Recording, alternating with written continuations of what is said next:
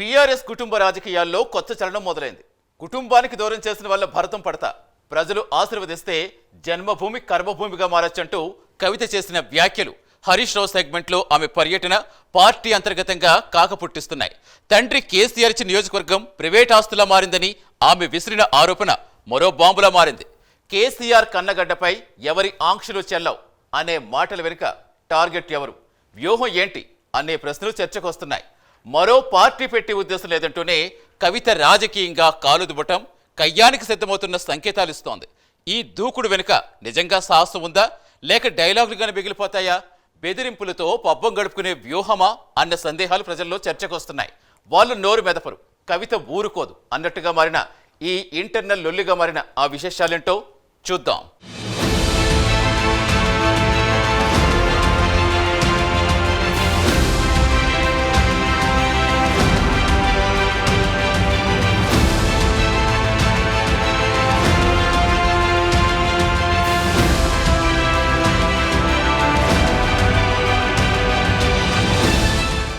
BRS నుంచి suspend అయిన నెల రోజుల తర్వాత తెలంగాణ జాగృతి అధ్యక్షురాలు కేసీఆర్ కుమార్తె కల్వకుంట్ల కవిత మరో ఆరోపణ బాంబు విసిరారు. తల్లిదండ్రులు క్షేమంగా ఉండాలని కోరుకున్న నన్ను కుటుంబానికి దూరం చేసిన వాళ్ల భరతం పడతా అంటూ ఆమె చేసిన హెచ్చరిక మరో ఇంటి వివాదాన్ని తెరపైకి తీసుకొచ్చింది.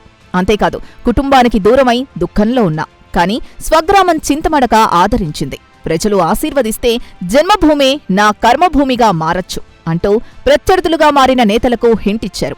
ఈ వ్యాఖ్యలు ఎక్కడ చేశారంటే హరీష్ రావు సెగ్మెంట్ సిద్దిపేటలో. అదే ఈ రాజకీయ సంచలనానికి అసలైన నేపథ్యం.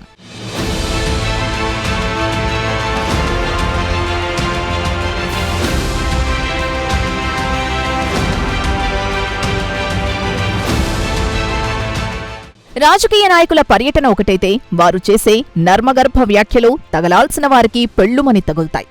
ఇదే రూల్ను ఈసారి కవిత కూడా ఫాలో అయ్యారు.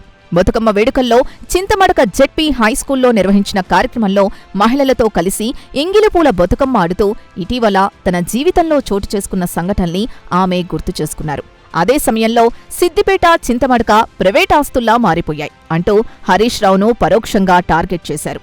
ఒకప్పుడు ఈ ప్రాంతాలకు రావాలంటే కేజీఎఫ్ మాదిరిగా ఆంక్షలుండేవి అన్న ఆమె వ్యాఖ్య ఆరోపణలు తన దగ్గర చెల్లవని నిరూపించేందుకు చింతమడకకు వచ్చానన్న సంకేతాన్ని బలంగా ఇస్తోంది.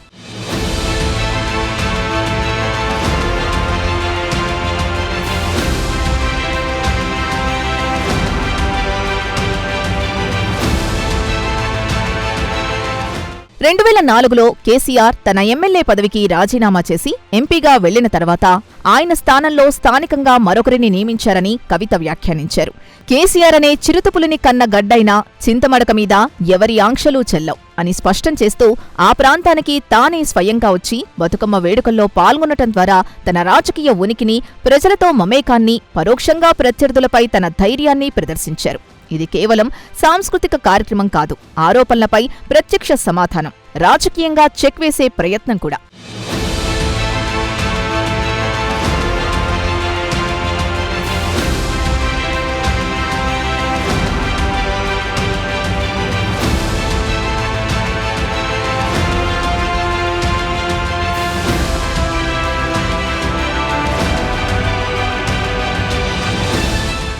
సిద్దిపేట అసెంబ్లీ నియోజకవర్గం తెలంగాణ రాజకీయ చరిత్రలో కీలకమైన బలపీఠం. 1985లో తెలుగుదేశం పార్టీ తరపున గెలిచిన కె చంద్రశేఖరరావు 2004 వరకు వరుసగా ఎమ్మెల్యేగా కొనసాగారు. అనంతరం అనూహ్యంగా ఎంపీగా మారిన కేసీఆర్ స్థానంలో 2004 ఉప ఎన్నికల్లో ఆయన మేనల్లుడు తన్నీరు హరీష్ రావు తొలిసారి విజయం సాధించారు. అప్పటినుంచి నేటి వరకు హరీష్ రావు వరుస విజయాలతో ప్రజా మద్దతును సంపాదిస్తూ బీఆర్ఎస్లో కీలక నేతగా ఎదిగారు. ఈ నియోజకవర్గం కేసీఆర్ కుటుంబానికి రాజకీయంగా మాత్రమే కాదు, ప్రతిష్టాత్మకంగా కూడా మారింది. సిద్దిపేట ఇప్పుడు కేవలం ఒక నియోజకవర్గం కాదు, బీఆర్ఎస్ కుటుంబ రాజకీయాల పునాది.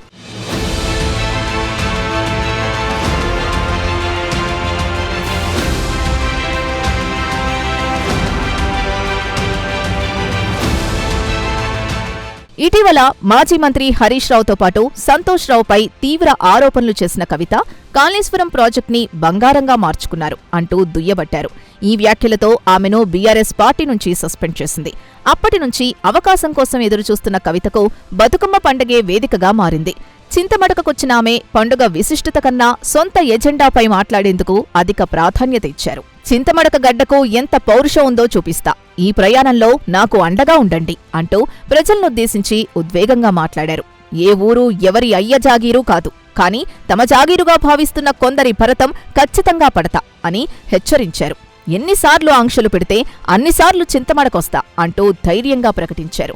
కేసీఆర్ను చంద్రుడిగా పిలుస్తారు, అలాంటి చంద్రునికి కొంతమంది మచ్చ తెచ్చే పని చేశారు అని వ్యాఖ్యానిస్తూ ఆ విషయం చెప్పినందుకే నన్ను కుటుంబానికి దూరంగా పంపారు, కానీ ఆ దుఃఖంలో ఉన్న నన్ను చింతమడక ఆదరించింది అంటూ ఉద్వేగాన్ని వ్యక్తం చేశారు.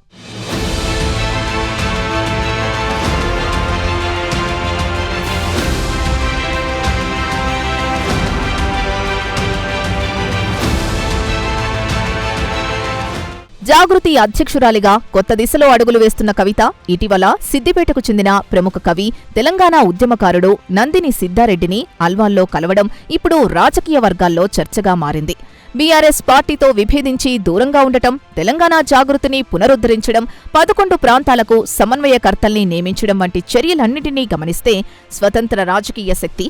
ఈ నేపథ్యంలో తెలంగాణ ఉద్యమానికి సాహిత్యంగా, భావంగా ప్రాణం పోసిన సిద్ధారెడ్డిని కలవడం కేవలం వ్యక్తిగత పరిచయం కాదు, ఒక చారిత్రక ప్రతిబింబం, ఒక సంకేతాత్మక మలుపు.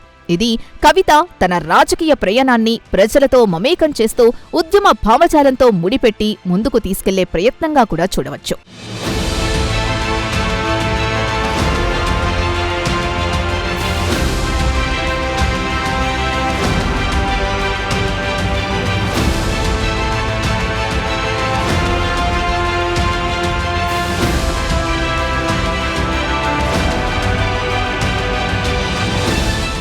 ఇక్కడే మనం కేసీఆర్ అడుగుజాడల్ని గుర్తు చేసుకోవాలి. ప్రత్యేక రాష్ట్రం కోసం ఆయన గతంలో కవులు, మేధావులు, ఉద్యోగులు, జర్నలిస్టులతో చర్చలు జరిపిన విధానాన్ని గుర్తుచేస్తూ ఇప్పుడు కవిత కూడా ప్రజా భావనలకు దగ్గరగా ఉండే ప్రయత్నం చేస్తోందని భావించవచ్చు.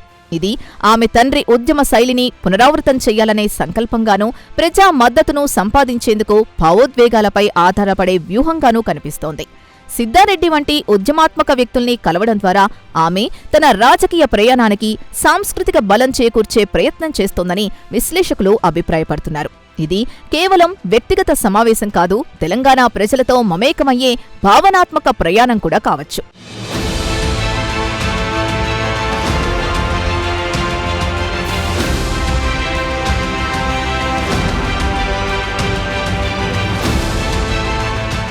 బీఆర్ఎస్ నుంచి దూరమవుతూ తన రాజకీయ ప్రయాణాన్ని స్వతంత్రంగా మలుచుకుంటున్న కవిత ఇప్పుడు కవులు, మేధావుల్ని కలవడం ద్వారా కొత్త వ్యూహానికి సంకేతమిస్తున్నారు. అయితే గతంలో తన తండ్రి పాలనలో చోటు చేసుకున్న ఘటనల ఆధారంగా ఆమె సొంత పార్టీ నేతలపై చేసిన విమర్శలు ప్రజల్లో మిశ్రమ స్పందనని కలిగించాయి. ఉద్యమాత్మక స్ఫూర్తిని కోల్పోయారని విమర్శలొచ్చిన వేళ ఇప్పుడు ఆమె అదే మార్గాన్ని అనుసరిస్తున్నారేమో అన్న సందేహాలు రేకెత్తిస్తున్నాయి. ఇది ప్రజల నమ్మకాన్ని తిరిగి పొందే జెన్యూన్ ప్రయత్నమా, లేక వ్యూహాత్మక రీపొజిషన్ మాత్రమేనా అనే చర్చలు కొనసాగుతున్నాయి.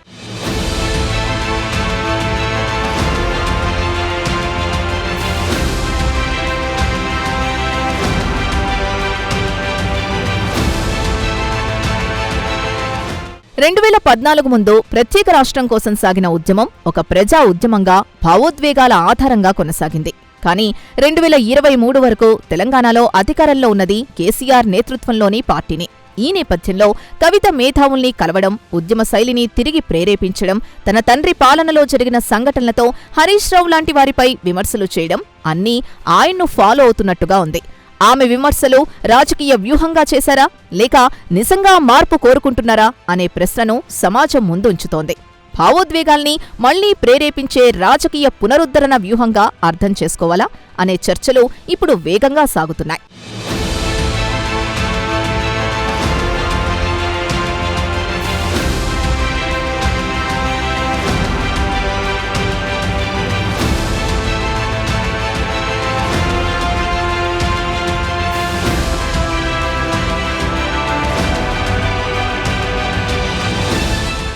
కవితపై తెలంగాణ ప్రజాభిప్రాయం ప్రస్తుతం మిశ్రమంగా ఉంది.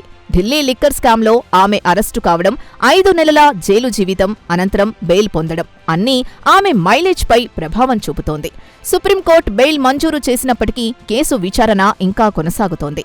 ఈ నేపథ్యంలో ఆమె మాటలు ప్రజలు నమ్మగలరా అనే సందేహం సహజమే. ముఖ్యంగా తన తండ్రి పాలనపై విమర్శలు చేస్తూ ప్రజలతో మమేకం కావాలని ప్రయత్నిస్తున్న సమయంలో గత అవినీతి ఆరోపణలు ఆమె నైతిక స్థాయిపై ప్రశ్నలు లేవనెత్తుతున్నాయి. రాజకీయంగా తిరిగి స్థిరపడాలంటే కేవలం భావోద్వేగాలపై కాదు, నైతిక స్పష్టత, ప్రజల నమ్మకాన్ని తిరిగి సంపాదించాల్సిన అవసరం ఎంతైనా ఉంది. ప్రస్తుతం ఆమె ప్రజాదరణ పునర్నిర్మాణ దశలో ఉంది.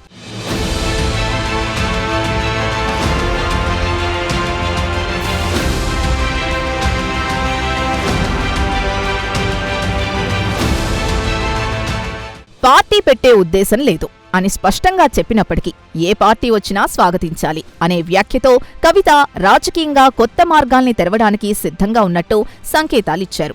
బీఆర్ఎస్ నుంచి దూరమవడం, తెలంగాణ జాగృతి పునరుద్ధరణ, ప్రజా మద్దతు కోసం భావోద్వేగాలపై ఆధారపడే వ్యూహాలు మార్పు కోసం జరుగుతున్న లోతైన ఆలోచనల నుంచి పుట్టినట్లుగా తెలుస్తోంది. హరీష్ రావు, సంతోష్లను ఆమె టార్గెట్ చేయడం వ్యక్తిగత మనస్పర్ధల కారణమా, లేక పార్టీ లోపలి శక్తి సామర్థ్య పోరాటంలో తన స్థానాన్ని తిరిగి పొందాలనే ప్రయత్నమా అనే ప్రశ్నలు ఇప్పుడు చర్చకొస్తున్నాయి. కుటుంబ రాజకీయాల్లో అభిప్రాయ భేదాలు సహజమైనవే అయినా అవి ప్రజావేదికపై వ్యక్తమవడం, పార్టీ భవిష్యత్తుపై ప్రభావం చూపే స్థాయికి చేరడం, కవిత వ్యాఖ్యల వెనుక ఉన్న అసలు ఉద్దేశాన్ని విశ్లేషించాల్సిన అవసరం ఉంది.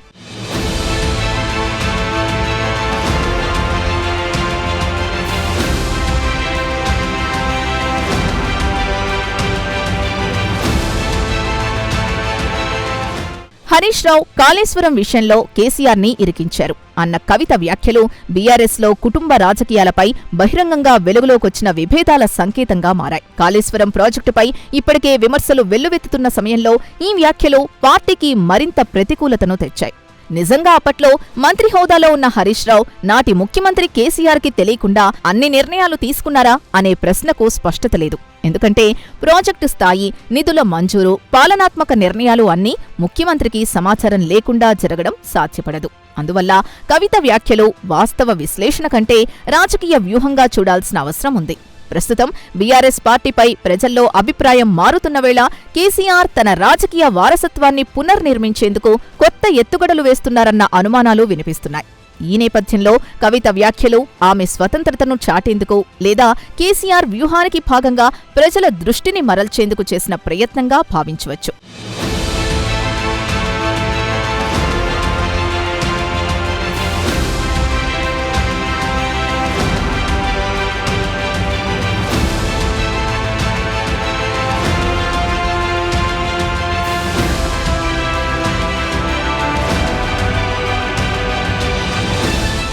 ఇక్కడే కేటీఆర్, హరీష్ రావు వ్యవహార శైలి తెరపైకొస్తోంది. రాజకీయాల్లో మాటలు కామన్, కానీ ఇటీవల ప్రత్యర్థుల వ్యాఖ్యలపై పరువు నష్టం దావాలు వేసిన వారు కవిత చేసిన అవినీతి ఆరోపణలపై మాత్రం మౌనంగా ఉండటం గమనార్హం. పార్టీ నిర్ణయం మేరకు ఆమెను సస్పెండ్ చేశాం అని మాత్రమే చెప్పిన కేటీఆర్, హరీష్ రావు పూర్తిగా మౌనంగా ఉండటం ఇవి బీఆర్ఎస్ లోపలి రాజకీయ సమీకరణాల్ని సూచిస్తున్నాయి.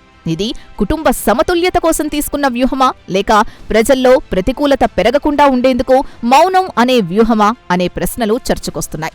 న్యాయపరమైన చర్యలు తీసుకోకుండా పార్టీ స్థాయిలోనే వ్యవహరించడం బీఆర్ఎస్లోని శక్తి సామర్థ్య పోరాటాన్ని, కుటుంబ రాజకీయాల్లో ఉన్న సంక్లిష్టతను ప్రతిబింబిస్తోందని విశ్లేషకులు భావిస్తున్నారు.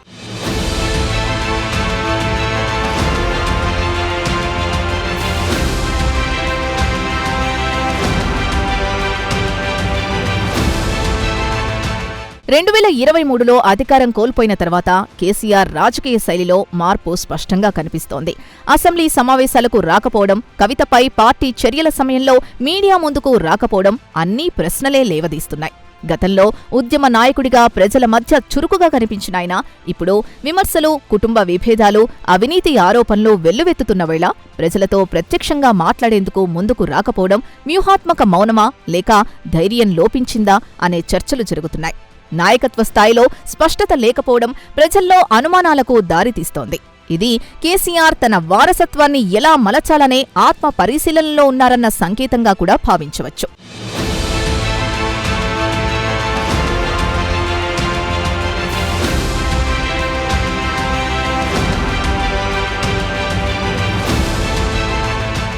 కవిత చేసిన అవినీతి ఆరోపణలు బీఆర్ఎస్ పార్టీపై నైతికంగా, ప్రజాభిప్రాయపరంగా గణనీయమైన ప్రభావాన్ని చూపుతున్నాయి.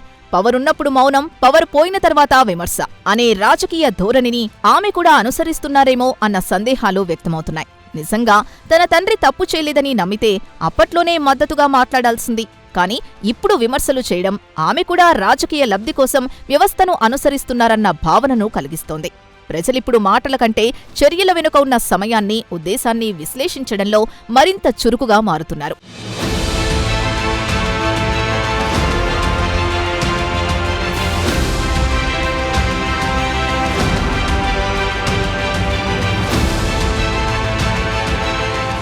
హరీష్ రావు నియోజకవర్గంలో పర్యటించి ప్రైవేట్ ఆస్తుల్లా మారిపోయాయి అని కవిత వ్యాఖ్య గత 10 ఏళ్ల పాలనపై లోపలి నుంచి వస్తున్న విమర్శలా మారింది. గతంలో విపక్షాలు డిక్టేటర్ల వ్యవస్థ అని విమర్శించినప్పుడు పార్టీ నేతలు ఖండించారు. కానీ ఇప్పుడు అదే కుటుంబానికి చెందిన కవిత స్వయంగా అలాంటి ఆరోపణలు చేయడం బీఆర్ఎస్ లోపలి అసంతృప్తిని బహిరంగంగా బయటపెడుతోంది. ఇది కేవలం వ్యూహం కాదు, అధికార కేంద్రీకరణపై ఆమెకున్న అసంతృప్తిని సూచించే సంకేతం.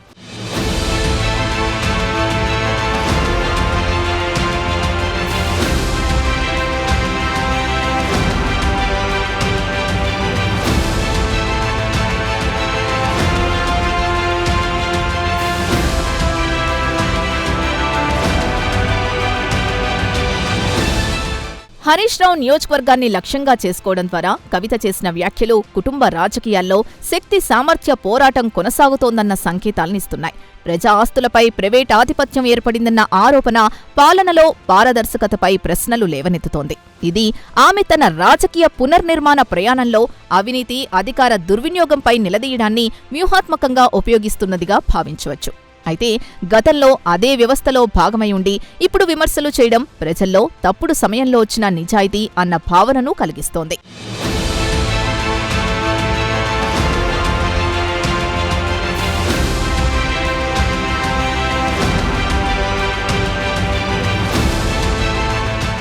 చింతమడక పేరు కేసీఆర్కి ఊరు, కానీ హరీష్ రావు నియోజకవర్గం.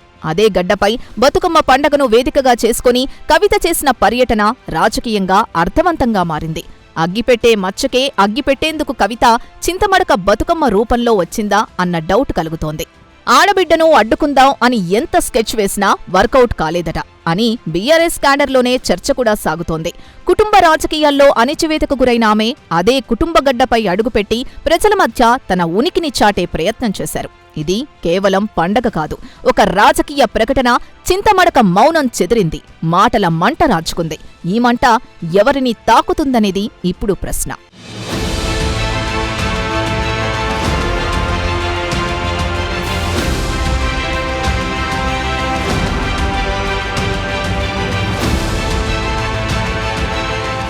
కవిత వ్యాఖ్యలు, బీఆర్ఎస్ లోపలి మౌనం, కేసీఆర్ మౌనం, కేటీఆర్ స్పందన అన్నీ కలిపి ఒక స్పష్టమైన సంకేతం ఇస్తున్నాయి.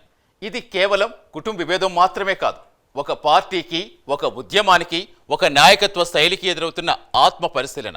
10 ఏళ్ల పాలన తర్వాత అధికారం కోల్పోయిన వేళ ఎవరి మాటలు నిజం, ఎవరి మౌనం వ్యూహం, ఎవరి విమర్శలు మార్పు కోసం అనే ప్రశ్నలు ప్రజల ముందుకు వచ్చాయి.